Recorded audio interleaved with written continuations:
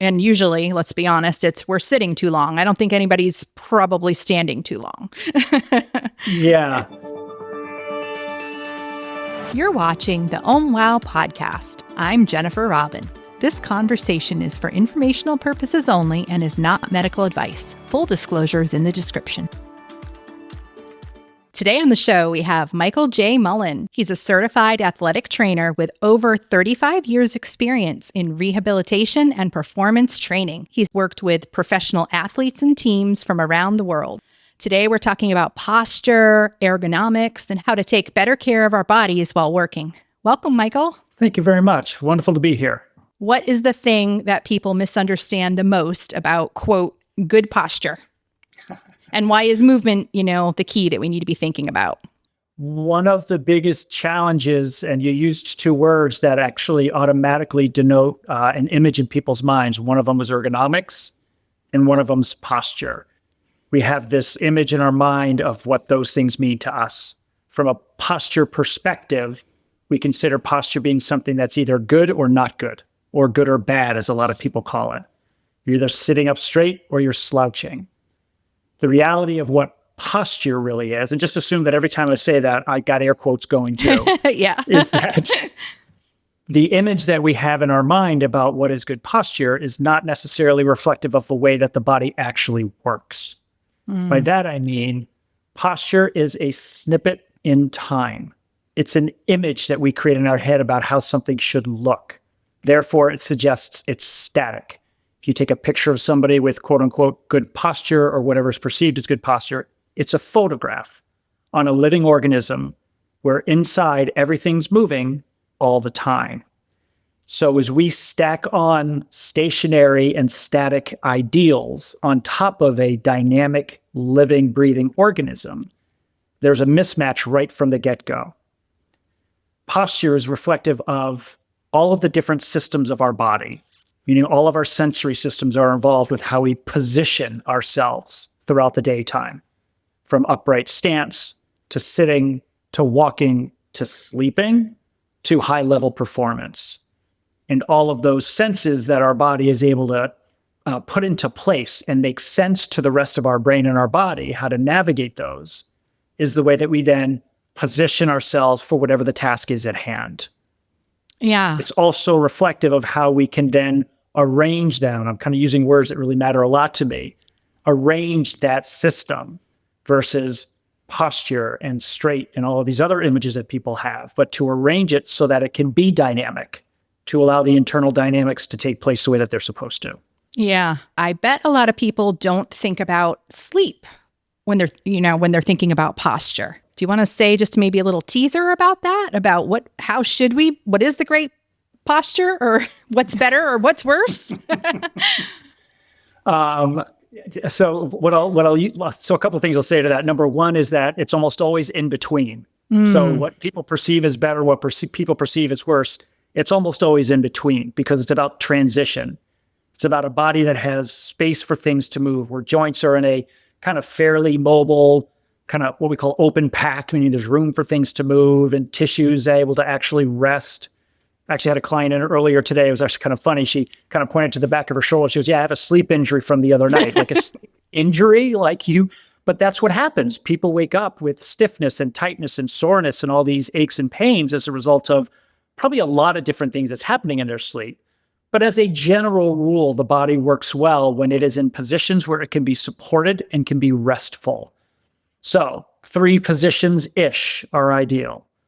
One side, the other side, and the back, and variations of those 3 positions.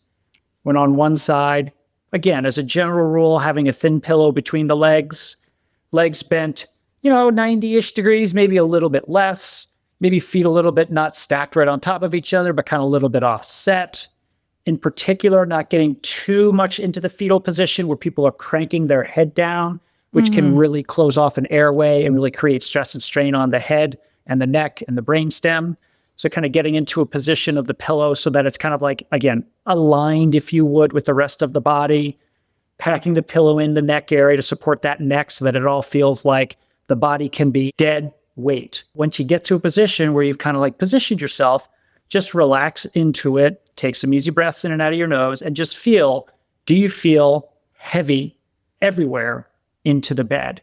And usually when I use those words with people, they're like, oh, actually, no, I don't feel the weight in my head, or I don't feel the weight in my legs. It's like, well, then move around a little bit. Give yourself some time. It's a process to get yourself to that position where all of these internal organs, which is why we call it dead weight, can flop. Because the brain, to feel safe, to be able to rest, ideally, has to feel heavy. Interesting. Same thing on the back. I'd want to have the pillow then kind of move to underneath the knees a little bit, kind of pack that pillow up underneath the neck a little bit, let your body relax into a position where it can then again, just take some easy breaths to chill the system down in and out of the nose. And then from there, feel that sense of weight. People who have issues with airways or nasal congestion or snoring, stuff like that, they're going to be better on one or either side as a general rule than being on their back where things can kind of like get pulled back towards the back. Doesn't mean they can never be there, but that's an area that can be a little more compromised if they have some compromised mechanics up there to begin with. When you talk about the 3 positions, is that rotating throughout the night, kind of unconsciously, or is that like pick one and stick with it? No, great question. No, we're supposed to move. Okay. I mean, depends upon what you read, up to 20 times a night. I actually worry if a client comes in and like, oh man, I fall asleep and I sleep great. I wake up in exactly the same position. I'm like, that's actually not really restful sleep because the body has to roll. I mean, I joke with people. I'm like, they turn people over in hospital beds for a reason. You know what I mean? Yeah. We're supposed to be able to get to a place where we can kind of then say, okay, I've settled here. All my fluids, my molecules, my organs, all my stuff settled. Well, let me change position. Let's carry a little bit of variability of position. Switch that up a little bit. Let things shift to a new position. Well, I guess I'm crushing it in sleep then because I cannot lay still. So there we go. Can you explain what you mean by the body as a pumping system? We think about the body as being a skeleton and that muscles move us and some stuff holds us together. And that we should stack that up. Part of the image that then gets put into people's heads is kind of like, oh, muscles hold us up. A strong core protects our spine and holds us up. That's actually not really the way that it works. So I'll clarify that. Inside us, things are pumping all the time, okay? We have our heart, that's the obvious one, that's squeezing and ejecting blood and pumping it through our arteries and receiving it from our veins. And you see my hands, is for those that can see, my hands are rotating because that's the way the heart pumps blood. If it squeezes and ejects, it's not just a pump. It's that twist that happens that allows things to, okay? Our diaphragm, which is this dome-shaped, jellyfish-shaped structure in the middle of our body, is going down on inhalation and up. It's pumping airflow, but it's also pumping our organs. So we have digestion taking place all the time. So we have our whole intestines constantly pumping and squeezing things through to allow it to happen. Our cerebral spinal fluid is being pumped by our heart rate and by our airflow. That's what keeps our brain and our nervous system healthy. So all these pumps inside is actually how we work. And what my goal with the clients that I work with is, how do I get the body to arrange itself in a way that I can kind of put those pumps in a place for them to be able to do things as balanced and evenly as possible so that things can expand, like when doing one phase of breathing, and compress. Expand, my hands are going out in all directions, and compress, and they squeeze back in. If we're too rigid, too tense, too tight to the core, engage this, shoulder blades back, well, then we've lost the ability to expand and compress properly because we've stacked tension on top of that. Yeah. What balanced breathing does is it allows all the little muscles that are the things that hold that canister, that pump, to do its job ideally. And that's where some of the breath work and positioning activities and coaching with the positions that I have people do with exercise to allow us to optimize that shape and that pump dynamic take place, which then kind of holds the body up on its own much easier. Because of the way that our society has gone, it's become much more difficult for us to be present and aware of ourselves throughout the daytime. We just have too many distractions. There's just too many things coming at us. One of the things that will be hard for anybody to do successfully when it comes to positioning themselves throughout the daytime, unless we can use the word posture, is if they're not just checking in periodically. We got to kind of check in and say, well, where am I? We just got to kind of be present, which means that we're taking care of the task at hand. But every now and then it's like, okay, I got to do a quick scan. What do I got to do? How am I positioned now? Oh, I got to do something to change that, to better arrange it so that I can put those pumps into a place to allow them to optimize their job. Absolutely. What's going on physiologically? Let's talk about it in the frame of sit versus stand. And usually, let's be honest, we're sitting too long. I don't think anybody's probably standing too long. Yeah. If we sit or we stand too long, then we're relying on just the internal pumps to do their job. And we're not giving them what they really need, which is external pumping. It's called walking. It's called up and down stairs, right? Yeah. It's called movement side to side that creates vibration and pumping and dynamics, which is how we evolved. That allows our system to be able to stimulate the pumps for them to pump more effectively.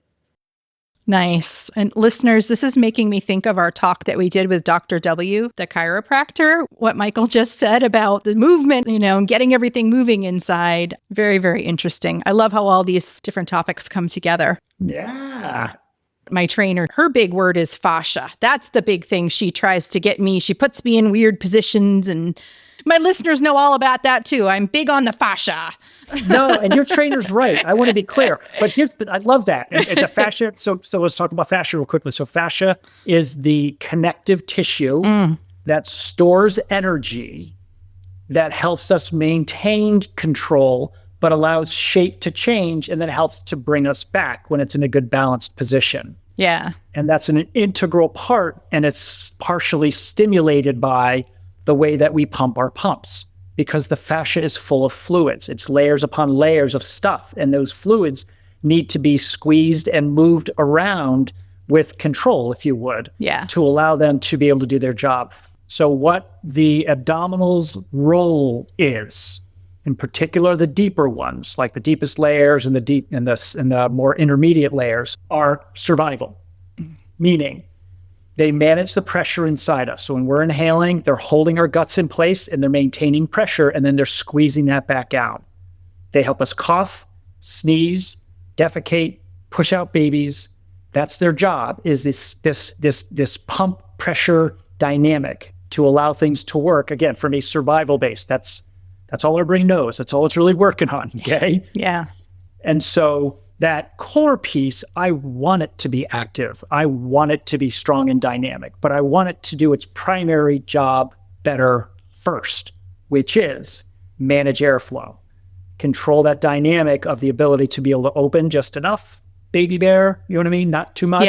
Yeah. And then be able to kind of squeeze back in again. So absolutely that core is very important. Absolutely. But I want it to be able to build the foundation of its primary roles first, and then be like, yeah, let's stack strength on top of it. So someone can feel proud of themselves or be able to carry themselves because they have that sense of control through that midsection. All important things.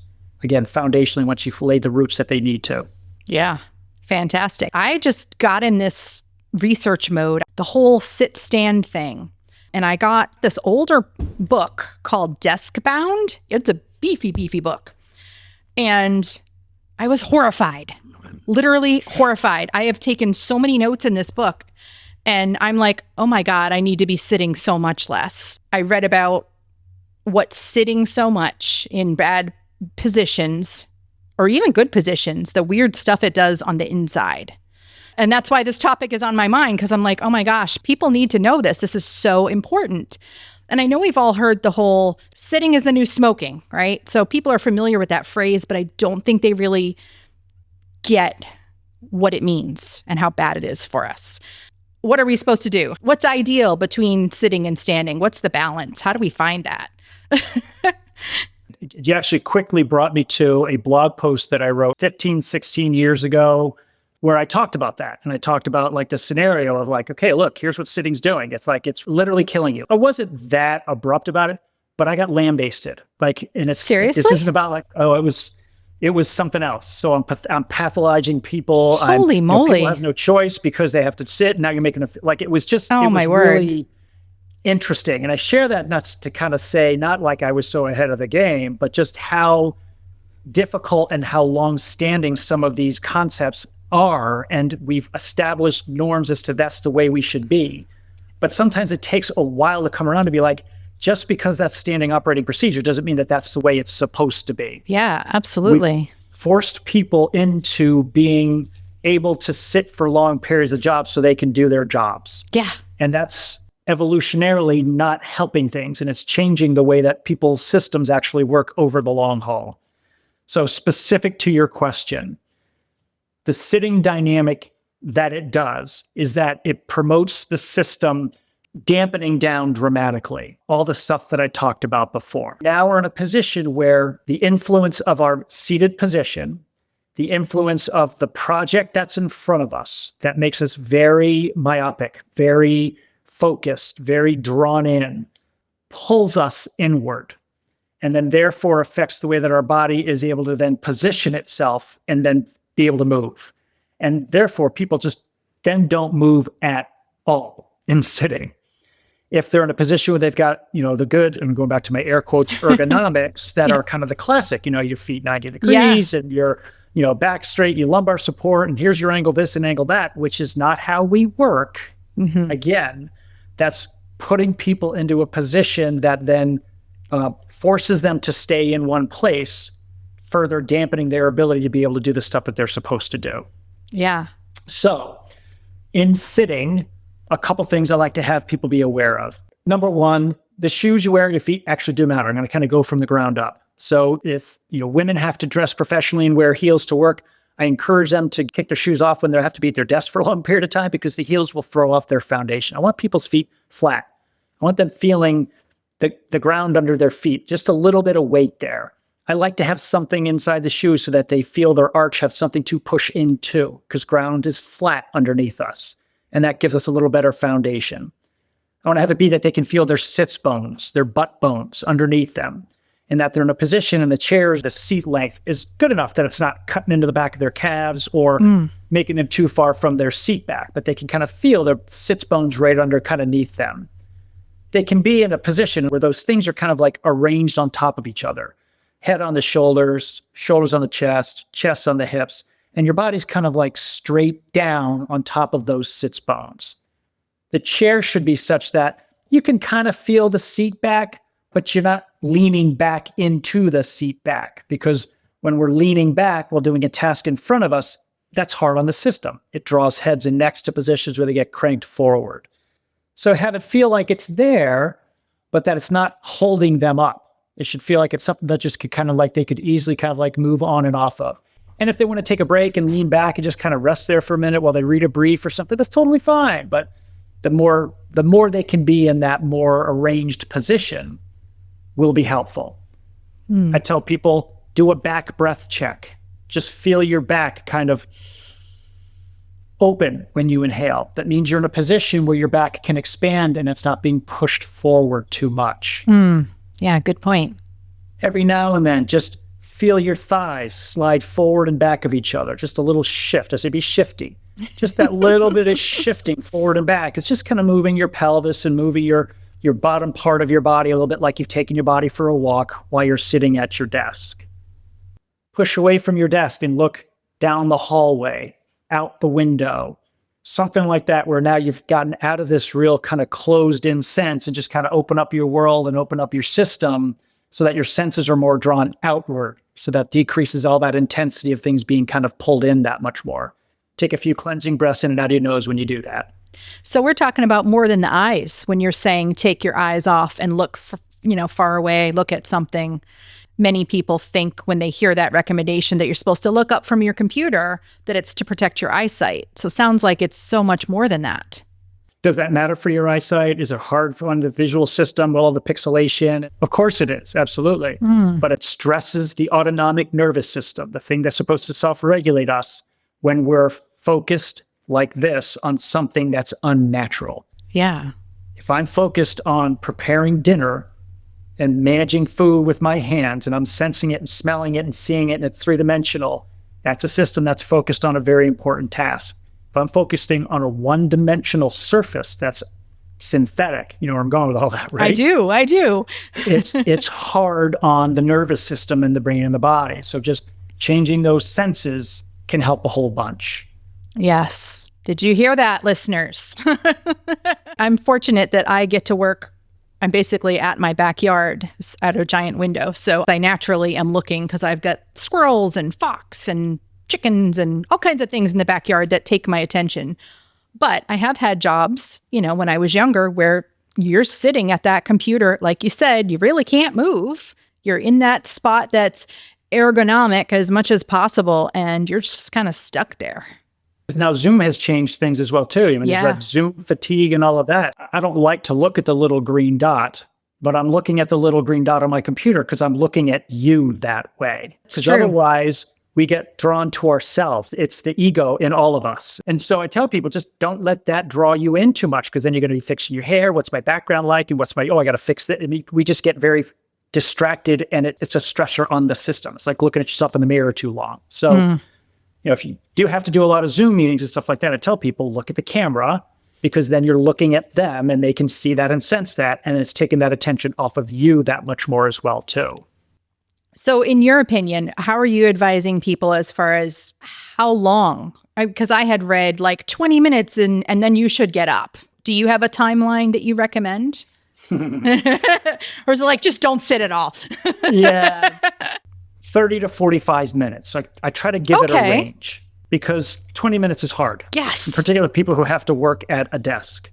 If they can apply some of the other things that I talked about earlier, if they have to sit, if they don't have a standing workstation opportunity, then at least they've allowed their body the opportunity to get little rests periodically and shake things up and move a little bit. You know, literally be a desk jockey, like you're kind of like moving and vibrating. That will allow you to be a little bit more mobile if you have to sit for a longer period of time. So tell people 30 to 45 minutes. Well, that's a lot more doable.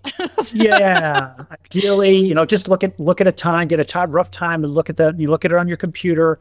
Don't set a timer on your phone, because I've had people do that, but then you pick your phone up and it's a distraction. I've had some people just get those little wind-up kitchen timers, you know, and just put that, just turn it. I have time timer. The one for the little preschoolers where there's a little disc that goes around, and when all the color disappears, I know it's been 20 minutes or now maybe 30, 45, and I should probably move. I love that. You know? That's even a better one. That's a great way to look at it. So that it's not a distraction that way, but it's just a little reminder. Right. And I tell people, when you do get up, it's not like you need to take a 20-minute break necessarily. Just give yourself a couple minutes. If you can go outside and just walk down the road for a minute or two and then walk back up, think about the project you're working on, let things process from a different perspective and a different environment. Again, go up and down the stairs a couple times, go for a walk down the hallway, just whatever your environment allows you, just move to change it up, but it doesn't have to be a long break necessarily. Yeah. Well, that's a lot more forgiving than the guidelines that I've been trying to operate by. I convinced my husband to build me a standing desk for outside. I did all the measurements of what I thought were the proper places to put my arms, put my keyboard, you know, put my screen, and I love it. So I'm basically 3 seasons working outside. Love it. And I just stand and then I sit and I stand and then I sit. But my question was going to be, when I was thinking 20 minutes, is how you stay on track with task. Because I will sometimes stand longer than 20 minutes. I'll stand for, I don't know, an hour or two. But when I'm sitting down and I set my little timer, like I'm into my task. It's kind of like you said, with that almost that tunnel vision. It's so hard to stop. Everything is situationally dependent. When you have a standing workstation, it's easier to kind of walk away for whatever reason. With the sitting one, it pulls you in. Yes, it does. And so that's okay if you have a task that you are really on, if you're a writer and you're on this kind of like stent, you know what I mean? Yeah. And you just, okay, I'm aware of it. My timer went off, but I just got to keep going here. Yeah. It's a reminder. And so if you can kind of keep going for as much as you need to and then say, I'm just going to take a longer break on the other end of it, but I'm on a roll here. I got to finish this project. Great. Then just take a little bit of a longer break on the other end of it, but it's being aware. Or reset the timer again and be like, okay, I'll give myself 4 more minutes, you know, something like that. So it doesn't have to be, I don't want things to feel like it's too rigid. It's awareness and presence that allows you to be able to make the decisions and then therefore be able to make some of the appropriate adjustments that you need to. And we can do some of that kind of fidgeting that you mentioned. Well, it's not really fidgeting, but like you said, doing the thing with your thighs or seeing where your back position is, or even just looking away and doing the eye exercise and then looking back at your screen. So people can do that without getting up and still stay on task. I know I'm going to try that. Correct. And with standing, I mean, standing, isn't a ton better than sitting if you're just if you're doing it wrong, both feet. Right? Yeah, if you're just standing on both feet, right? Mm-hmm. So it's what standing allows for is it allows for the opportunity to be able to kind of, just gently kind of sway side to side. And when I say sway, I'm talking about kind of going over and down onto one side, over and down on the other side, not just tipping side to side. I'm trying to be really clear with my message. It's like gait. I go over and down. I go over and down. It's kind of like how the body's helping to pump and pump. If I'm on 2 feet parallel to each other, if I got 1 foot a little forward of the other, like I'm standing like at a museum or I'm standing at a store somewhere, same idea. It allows me to be able to kind of like shift my weight back onto that back leg, pump, shift my weight forward or an angle, back. And again, not the whole time, but just it encourages a little bit more of the movement that allows that pump dynamic to happen a little bit easier. You can stand and bring one knee up and then bring the other knee up, kind of back and forth, do marching a few times, then go back to your work. Again, you'll just feel your body will just more naturally be lubricating all the stuff inside that we're trying to lubricate and keep that stuff stimulated. Yeah. I know for me, on the days when I stand more when I'm working, I can tell you for sure my back feels better. Yep. And I've tried all different kinds of chairs. I've tried the ones that are supposedly good, supportive, whatever, hard, soft, whatever. But something about standing, it's got to be, it must have to do with what you're saying with all these fluids actually being able to move. And I do move when I stand. I don't stand still. So a couple things. On my website, I have a webinar I did called The History and Misconceptions of Posture. So I do a deep dive all the way back into the history of posture. We invented chairs. We didn't evolve with chairs. We evolved with rocks and ground. And many people, they don't ever get past chair level. So our bodies should be able to squat deep. That's how we were supposed to go to the bathroom. It's how we're supposed to deliver babies. You see it in Asian cultures, the ability to kind of sit down, kind of like backside right down by their heels. A lot of people can't do that anymore because their systems have been stopped halfway down because of chairs. So the chairs that we have now are designed for a couple things. One, to hold a person ergonomically to a place, lumbar support, adjustable back, that.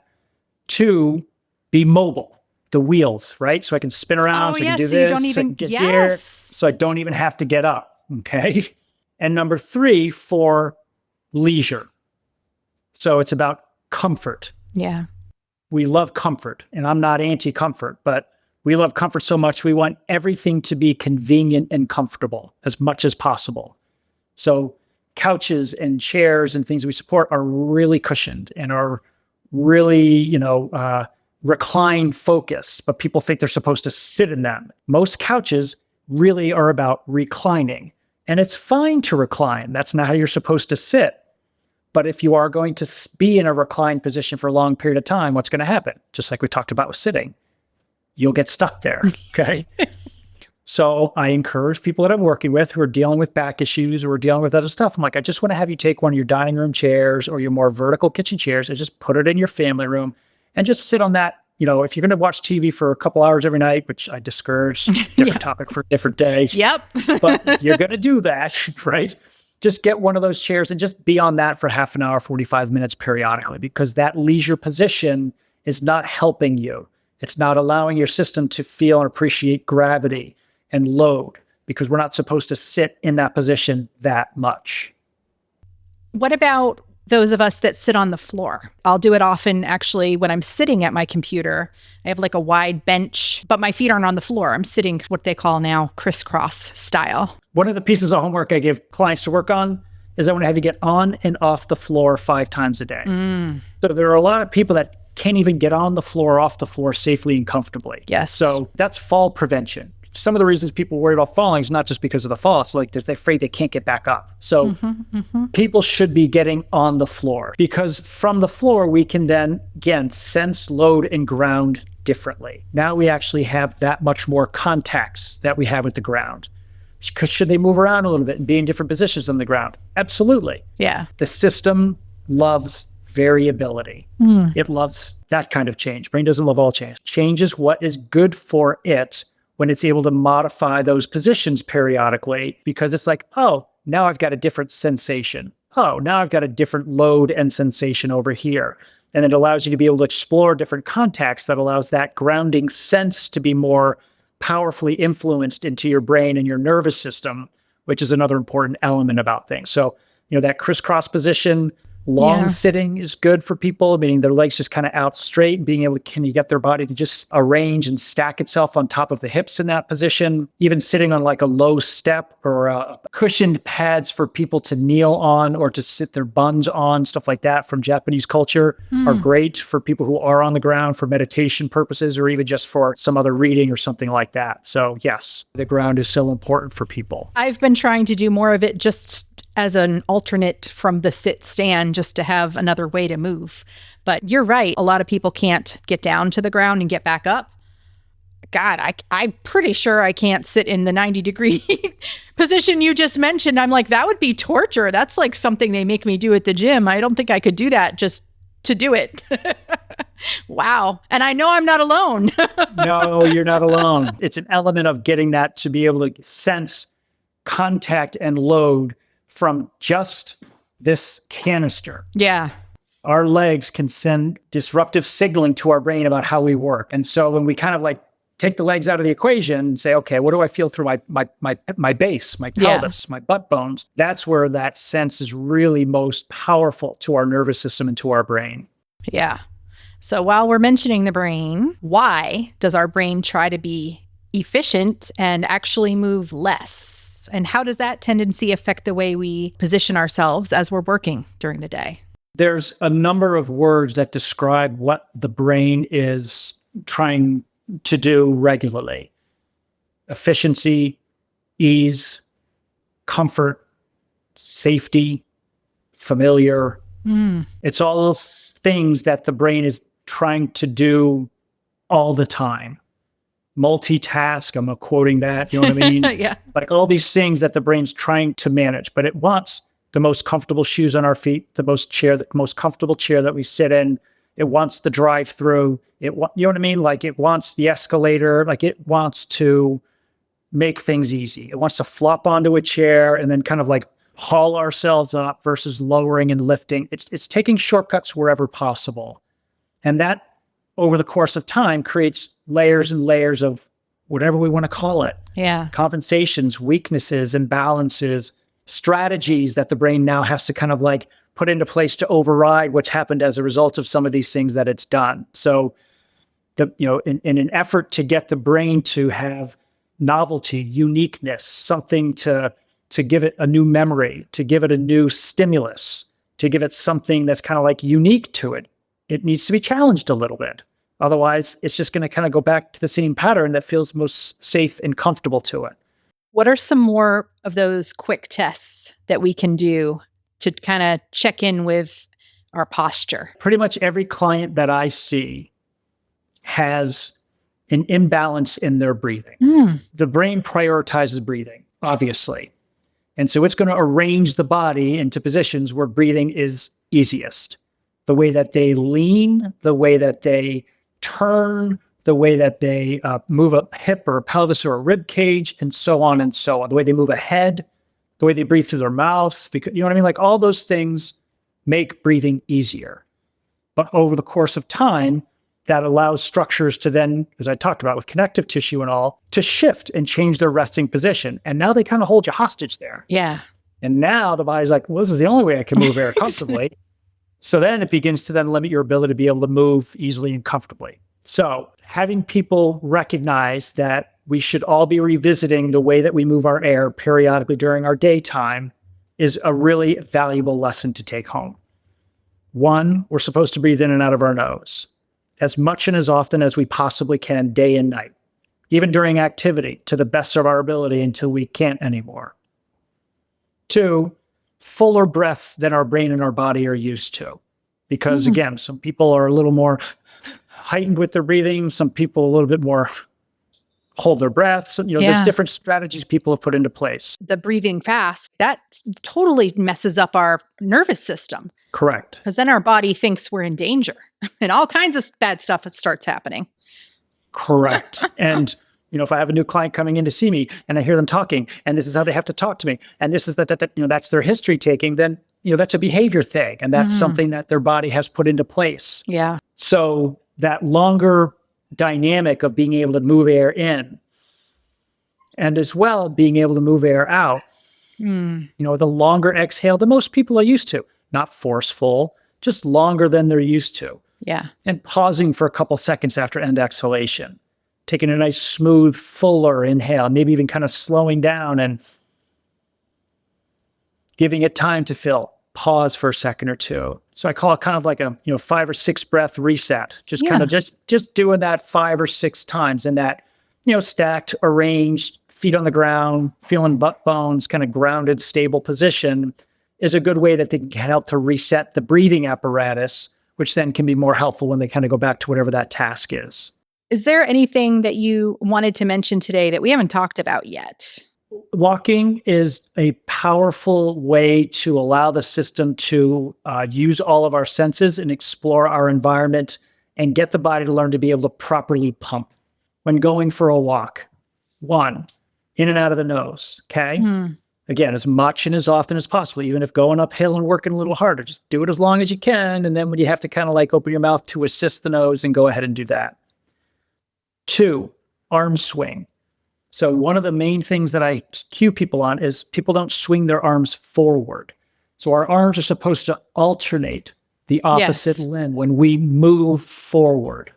And a body that's got good positioning is a body that feels wobbly and unstable. That's how we work versus the rigidness and stiffness and tightness and engage that to hold us up that we're taught. So the sensation of standing should be this wobble, all these guts, just kind of like having room to move. It's not slouchy and it's not rigid. It's kind of that in between. And when walking, that arm swing and feeling the weight of the arms, helping to transfer your weight into the ground and transfer it side to side, feeling the wobble and the shake that should happen as the body's kind of like moving forward and back as limbs are moving forward and back on top of it. That airflow in and out of the nose is helping to optimize that, let's say, core or that canister shape that we talked about. I'll have people kind of snap fingers on the front and the back periodically because that will promote arm swing, and that acoustic sense is actually really kind of like soothing to the brain and the body. That's a really good tip. I like that. I tell people where you feel safe, just look outward and not downward. To allow your body to sense and seeing things passing by you, having things flow by you is part of our visual perception that keeps our body moving well. Hearing things and listening to them, kind of like that Doppler effect of sounds kind of coming at you and passing by. Like all of these things of that sense is what allows it to sense movement, which allows it to feel safe when going for a walk. If they want to make it more active and more exercisey, again, kind of bend the elbows and kind of pump it a little bit more. But when going for a walk, just have them think about those things. I think they'll find that helpful. It's awesome. Thank you. What are the different ways that people can work with you? So I see a lot of people in person at my studio in Maine. I do online stuff. I do see, a fair number of people internationally as well for consultations. Say your website for us. mjmatc.com. Thank you so much for spending time with me today. Really nice to work with you. Thanks very much for your time. Cheers.